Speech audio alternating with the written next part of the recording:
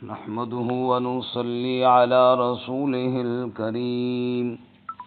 أما بعد فأعوذ بالله من الشيطان الرجيم بسم الله الرحمن الرحيم لا تحرك به لسانك لتعجل به إن علينا جمعه وقرآنه فإذا قرأناه فاتبع قرآنه ثم إن علينا بيانه كلا بل تحبون العاجلة وتذرون الآخرة وجوه يومئذ ناظرة إلى ربها ناظرة ووجوه يومئذ باسرة تظن أن يفعل بها فاقرة لا تحرك به لسانك نہ حرکت دیجیے اس کے ساتھ اپنی زبان کو لتعجل به تاکہ آپ جلدی کریں یعنی جلدی یاد کر لیں اسے ان علینا جمعہ وقرآنہ بے شک ہم پر لازم ہے اس کا جمع کرنا اور اس کا پڑھنا فَإِذَا قَرَأْنَاهُ فَاتَّبِعْ قُرْآنَهُ پس جب ہم پڑھیں اس کو تو آپ اتباع کریں اس کی تلاوت کی اس کے پڑھنے کی ثُمَّ إِنَّ عَلَيْنَا بَيَانَهُ پھر بے شک ہم پر ہی ہے اس کا بیان کلا بل تحبون العاجلہ ہرگز نہیں بلکہ تم تو پسند کرتے ہو جلدی مل جانے والی وتذرون الآخرہ اور چھوڑ دیتے ہو آخرت کو وجوہ یومئذ ناظرہ کئی چہرے اس دن تر و تازہ ہوں گے الی ربہا ناظرہ اپنے رب کی طرف دیکھنے والے ہوں گے ووجوہ یومئذ باسرہ اور کئی چہرے اس دن اترے ہوئے ہوں گے تظن ان یفعل بها فاقرہ گمان کر رہے ہوں گے کہ ان کے ساتھ کمر توڑ دینے والا معاملہ کیا جائے گا سبحان ربک رب العزت عما یصفون وسلام علی المرسلین والحمد للہ رب العالمین اللہم صل علی سیدنا و مولانا محمد وعلى آل سيدنا ومولانا محمد وعلى آله وأصحابه أجمعين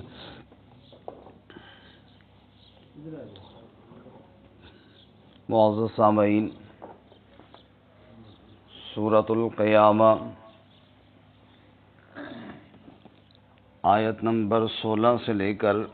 25 تک آپ کے سامنے تلاوت کی ہیں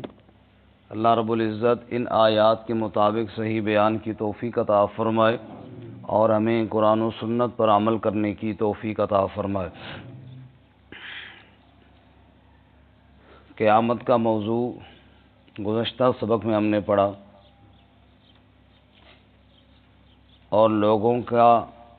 یہ سوال کہ قیامت کب قائم ہوگی اس کا جواب دیا آنکھیں بے نور ہو جائیں گی سورج چاند سب کی روشنیاں ختم ہو جائیں گی اور اس دن انسان بھاگنے کی کوئی سبیل اور کوئی راہ ڈھونڈے گا لیکن کوئی راستہ نہ ملے گا اور اگلے پچھلے سارے اعمال کی اس دن خبر دی جائے گی اس کے بعد آج کے سبق میں رسول اللہ صلی اللہ علیہ وسلم کو فرمایا گیا ہے کہ آپ جب وحی نازل ہو تو آپ چپ کر کے سنا کریں جب جبرائیل قرآن کی تلاوت آپ صلی اللہ علیہ وسلم کو سناتے تو حضور اقدس صلی اللہ علیہ وسلم ساتھ جلدی جلدی یاد کرنا شروع کر دیتے اس ڈر سے کہ کہیں بھول نہ جائے تو اس پر آپ صلی اللہ علیہ وسلم کو تنبیہ کی گئی کہ آپ ساتھ نہ پڑھا کریں بلکہ آپ چپ کر کے سنیں باقی قرآن مجید کو آپ کی سینے میں محفوظ کرنا ہماری ذمہ داری ہے۔ پھر اس کا آگے تلاوت کرنا اور اس کی تفسیر بیان کرنا، یہ سب ہماری ذمہ داری ہے۔ ہم قرآن کو آپ کے سینے میں محفوظ بھی کریں گے اور اس کے پڑھنے کا سلیقہ بھی آپ کو ہم ہی سکھائیں گے اور اس کی تفسیر اور بیان بھی ہم ہی آپ کو بتائیں گے۔ تو اس کے بعد پھر قیامت کا بیان ہے، جو پہلے موضوع چل رہا تھا۔ درمیان میں یہ بات کیوں ہے؟ بعض رافضی مفسرین نے تو یہ بات کہہ دی، نعوذ باللہ، جن کا یہ عقیدہ ہے بعض حضرات کا کہ قرآن کی بعض آیتیں کم ہیں، نعوذ باللہ، انہوں نے کہہ دیا کہ دیکھو جی بیچ میں یہ باتیں کچھ رہ گئی ہیں، اس لیے ان کا کوئی جوڑ نہیں ہے، نعوذ باللہ۔ حالانکہ ان کے اس اعتراض کا جواب انہی آیتوں میں موجود ہے جن میں اللہ نے فرمایا کہ آپ چپ کرے، ہم آپ کے سینے میں محفوظ کر دیں گے۔ جب اللہ نے محفوظ کرنا ہے تو رہ کہاں سے گئی ہیں؟ انہی آیتوں میں اس غلط قول کا جواب بھی موجود ہے۔ بہرحال اس کی صحیح ربط اور جوڑ تو یہ ہے جو حضرت عبداللہ ابن عباس رضی اللہ عنہ نے بیان کیا۔ فرمایا کہ موضوع وہ چل رہا تھا اور اسی دوران آپ صلی اللہ علیہ وسلم نے جلدی جلدی پڑھنا شروع کیا، تو اسی موقع پر آپ صلی اللہ علیہ وسلم کو روک دیا گیا، بھئی آپ نہ پڑھیں، بس آپ سنیں۔ اور یہ کلام میں ایسا ہوتا رہتا ہے، مثال کے طور پہ جیسے بھی ہمارا درس چل رہا ہے، اس دوران میں کسی کو میرا وہ لائٹ بند کر دو اور پھر آگے بات جاری رکھوں، تو یہ تو درمیان میں جملہ معترضہ ایسی باتیں ہر جگہ ہوتی رہتی ہیں۔ اس کو یہ کہنا کہ نعوذ باللہ کوئی بات رہ گئی اور کوئی بے ترتیبی ہو گئی، یہ بات بالکل غلط ہے۔ باقی مفسرین نے اس کے بڑے خوبصورت ربط اور جوڑ بھی بیان کیے ہیں۔ دیکھو گزشتہ سبق میں ہم نے پڑھا کہ اللہ تعالیٰ فرماتے ہیں انسان کے پور پور کو ہم برابر کر دیں گے، اگر کوئی اس کے ذرے زمین میں رل مل بھی گئے ہیں تو ہم اس سے بے خبر نہیں۔ اسی طرح اس کے وہ اعمال جو اس نے کیے ہیں یا آگے بھیجے یا پیچھے چھوڑے، سب سے باخبر ہیں۔ شاید کرنے والا عمل بھول گیا ہو، اللہ تعالیٰ اس کا کوئی عمل نہیں بھولتا۔ اس کے ذرے زمین میں رل گئے ہیں وہ بھی اللہ جانتا ہے، اس کے عمل کو بھی اللہ جانتا ہے۔ جو اللہ تعالیٰ زمین میں گم شدہ ذرات کو جمع کر سکتا ہے، وہ اللہ قرآن کو بھی آپ کے سینے میں جمع کر سکتا ہے۔ کتنا خوبصورت ربط اور جوڑ ہے، یہ کوئی الگ سے بات یہ کتنی جڑی ہوئی بات ہے۔ اور اس لیے فرمایا کہ جو اللہ تعالیٰ لوگوں کے سارے اچھے برے اعمال کی خبر رکھتا ہے، وہ اللہ تعالیٰ قرآن کا بیان اور تفسیر بھی آپ کو سمجھا سکتا ہے۔ بہرحال فرمایا لا تحرک به لسانک لتعجل به، مت حرکت دیجئے، نہ ہلائیے اس کے ساتھ اپنی زبان کو تاکہ آپ جلدی یاد کریں۔ آپ جلدی یاد کرنے کے لیے جو ساتھ پڑھتے ہیں نہ کریں ایسا، نہ پڑھیں ایسا، بلکہ ان علینا جمعہ، بے شک اس قرآن کو آپ کے سینے میں جمع کرنا یہ ہماری ذمہ داری ہے۔ ان علینا، ہم پر ہے، یہ ہم پہ چھوڑیے کہ کیسے یاد ہوتا ہے، یہ کس کی ذمہ داری؟ ہماری ذمہ داری ہے، بس آپ سنیں۔ ان علینا جمعہ وقرآنہ، بے شک ہم پر ہے اس کا جمع کرنا بھی، وقرآنہ، اور اس کا پڑھنا بھی آپ کو سکھانا، یعنی قرآن مجید آپ کی سینے میں جمع بھی ہم کریں گے اور قرآن پڑھنے کے طریقے بھی ہم ہی آپ کو سکھائیں گے۔ بعض لوگوں کو قرآن یاد ہوتا ہے لیکن وہ پڑھ نہیں سکتے اتنا اچھے انداز میں، فرمایا میرے محبوب یاد بھی آپ کو قرآن ہوگا اور آپ پڑھیں گے خوبصورت انداز میں۔ فَإِذَا قَرَأْنَاهُ فَاتَّبِعْ قُرْآنَهُ، پس جب ہم پڑھیں اس کو آپ قرآن کی اتباع کریں، یعنی توجہ کے ساتھ اس کو سنیں۔ ہم پڑھیں سے مراد جبرائیل علیہ السلام، چونکہ جبرائیل علیہ السلام اللہ کا بھیجا ہوا ہے، تو جو آدمی کسی کو وکیل یا رسول پیغام پہنچانے والا، وکیل جس کے ذمہ کام سونپ دیا جائے، وکیل یا رسول بنا کر بھیجتا ہے، تو اس وکیل یا رسول کا قول بھیجنے والے کے قول کی طرح ہی ہوتا ہے۔ کیونکہ جبرائیل میرا بھیجا ہوا ہے، اس لیے گویا کہ میرا پیغام جب آپ تک پہنچے، آپ میرے پیغام کو خاموشی سے سنیں۔ ثم ان علینا بیانا،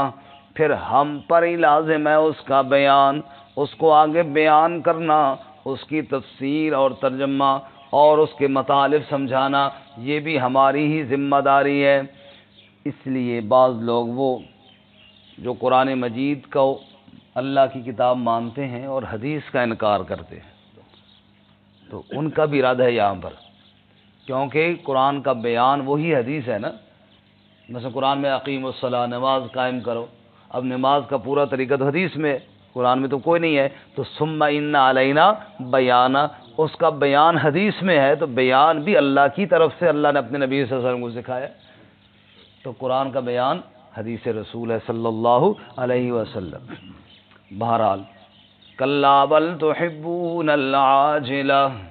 یہ اتنی عظمت والا قرآن اللہ نے اپنے نبی صلی اللہ علیہ وسلم کی سینے میں جمع کیا ہے، لیکن تمہیں اس کی طرف کوئی دھیان نہیں۔ بل تحبون العاجلہ، تم تو پسند کرتے ہو جلدی مل جانے والی چیز کو، دنیاوی نفعوں کے پیچھے دوڑتے ہو، دنیا کے مفاد حاصل کرنے کی فکر میں ہو جو جلدی مل جائیں۔ وَتَذَرُونَ الْآخِرَةَ، اور تم نے آخرت کو چھوڑ رکھا ہے۔ قرآن مجید پڑھنے سے، قرآن پہ عمل کرنے سے اللہ کریم جو اجر عطا فرماتے ہیں ان کو تم نے چھوڑ دیا ہے۔ تمہیں پتہ نہیں ہے ایک دن قیامت کا آنے والا ہے اور قرآن والوں کو کتنی عزت ملنے والی ہے۔ فرمایا وجوہ یومئذ ناظرہ، اس دن کئی چہرے تر و تازہ ہوں گے۔ توجہ ہے سب حضرات کی جی، بڑی پیاری بات اگلی آیت میں ہے۔ فرمایا کئی چہرے تر و تازہ ہوں گے، ارے کیوں نہ تر و تازہ ہوں، کیوں نہ خوش ہوں، الی ربہا ناظرہ، اپنے رب کو جو دیکھنے والے ہوں گے۔ سبحان اللہ، اللہ ہمیں اپنا دیدار نصیب فرمائے۔ فرمائے چہرے تر و تازہ کیوں نہ ہوں، رب کا جو دیدار کر رہے ہوں گے۔ حدیث پاک میں آتا ہے رسول اللہ صلی اللہ علیہ وسلم تشریف فرما تھے، رات کا وقت تھا، 14ویں کا چاند آسمان پر چمک رہا تھا۔ نبی صلی اللہ علیہ وسلم نے صحابہ سے فرمایا دیکھو ذرا چاند کو، سب دیکھ رہے تھے۔ فرمایا جس طرح تم اس چاند کو سارے دیکھ رہے ہو، ایسی ایک دن سارے اپنے رب کا دیدار بھی کرو گے، سب اپنے رب کو دیکھو گے۔ فرمایا جنت کی کچھ نعمتیں ایسی ہیں جو جنت سے بھی بڑھ کے ہیں، جنت ان کے بدلے میں مقابلے میں چھوٹی ہے، وہ جنت سے بھی بڑی نعمتیں ہیں۔ الخلود فی الجنت خیر من الجنہ، جب جنتیوں کو یہ کہا جائے گا اب موت کوئی نہیں، ہمیشہ ہمیشہ تم نے جنت میں ہی رہنا ہے، یہ ہمیشہ رہنے کا اعلان، یہ جنت سے بھی بڑی نعمت ہے۔ فرمایا وجوار الانبیاء فی الجنہ خیر من الجنہ، جنت میں انبیاء کی صحبت کا مل جانا یہ جنت سے بھی بڑی نعمت ہے، اللہ میں نصیب فرمائے۔ اور فرمایا اور سب سے بڑی نعمت کیا ہے؟ جنت میں رب کا دیدار ہو جانا، رب کا دیدار ہو جانا یہ جنت سے بھی بہت بڑی نعمت ہے، اللہ میں نصیب فرمائے۔ اس لیے عبداللہ ابن عباس رضی اللہ تعالیٰ عنہ فرماتے ہیں لوگوں عید اور خوشی کا دن کون سا ہے؟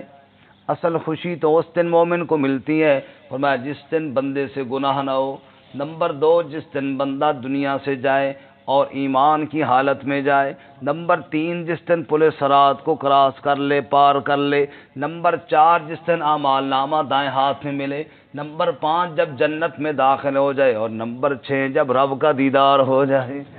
اللہ ہمیں یہ ساری نعمتیں نصیب فرمائے۔ فرمایا وجوہ یومئذ ناظرہ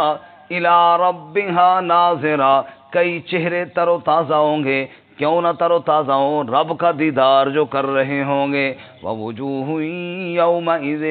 باسرہ، اور کئی چہرے پریشان ہوں گے، اترے ہوئے ہوں گے، باسرہ بوسیدہ ہوں گے، اترا ہوا چہرہ، پریشان چہرہ۔